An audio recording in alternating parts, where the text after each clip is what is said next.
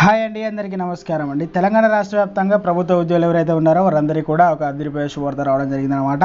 ఆ శుభవార్త ఏంటనేది వీడియోలో వెళ్ళి పూర్తి ఇన్ఫర్మేషన్ అనేది తెలుసుకుందామండి. ముందుగా వీడియో చూస్తున్న ప్రతి ఒక్కరు కూడా వీడియోని లైక్ చేయండి. చాలామంది అయితే వీడియో చూస్తున్నారని సబ్స్క్రైబ్ అయితే చేసుకోవడం లేదండి. దయచేసి సబ్స్క్రైబ్ చేసుకోండి, సపోర్ట్ చేయండి.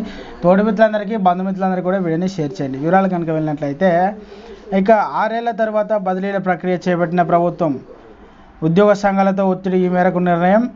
ఇక చూసుకున్నట్లయితే 6 ఏళ్ల తర్వాత ప్రభుత్వ ఉద్యోగులకు బదిలీల ప్రక్రియ మోక్షం లభించింది. ప్రభుత్వం శుక్రవారం దీనికి సంబంధించిన జీవోను విడుదల చేసింది.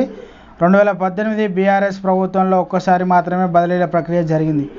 అది శాస్త్రీయంగా చేయకుండా రాజకీయ ఒత్తిళ్లకు మేరకు జరిగాయని ఆరోపణలు ఉన్నాయి. దీంతో పాటు హైదరాబాద్, రంగారెడ్డి, మేడ్చల్ జిల్లాల్లో ఇక జీహెచ్ఎంసీ కింద పరిగణించి బదిలీలు చేయడం, ఇక్కడి నుంచి బయట జిల్లాలకు బదిలీలపై వెళ్లాల్సి ఉందని చెప్పడం జరిగిందనమాట.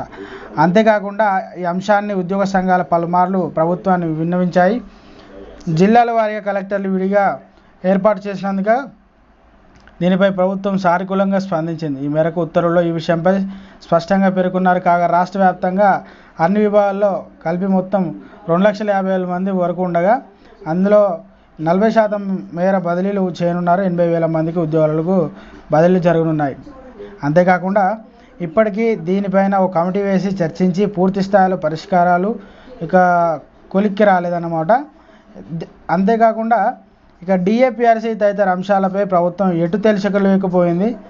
బదిలీలు ప్రక్రియ విషయంలో మాత్రం నిర్ణయం తీసుకున్నందుకు ఉద్యోగ సంఘాలు హర్షం వ్యక్తం చేస్తున్నాయి. అయితే ఇది ఒక గుడ్ న్యూస్ అండి.